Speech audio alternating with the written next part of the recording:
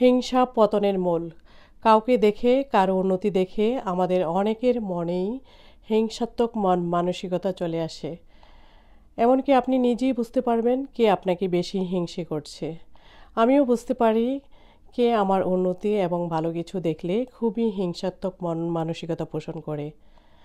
যারা হিংসে করে প্রথমে দেখবেন আপনার উপকারের কথা ভুলে যাবে এবং আপনার সাথে খুবই রাগ করে থাকবে এবং আপনাকে অ্যাভয়েড করে চলবে। আপনি ফোন দিলেও সে রিসিভ করবে না, এমন একটা ভাব দেখাবে যে সে আপনাকে চেনেই না। এই ধরনের মন মানসিকতা পোষণ করে থাকে।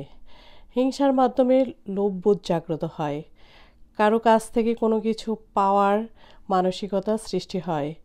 এই লোভের কারণে বাবা মা, ভাই বোন, আত্মীয় স্বজন থেকেও ছিন্ন হয়ে যায়। হিংসা প্রচুর পরিমাণে ব্লাড প্রেশার বাড়ায়। হিংসাত্মক মন মানসিকতার কারণে কারো সাথে অনেকে ভালোভাবে মিশতে পারে না, হতাশায় ভোগে, এমনকি ডিপ্রেশনে চলে যায়, এমনকি জীবনে অঘটন ঘটিয়ে ফেলে। তো আসুন আজ থেকে আমরা হিংসা পতনের মূল এই বিষয়টা মনে রাখি।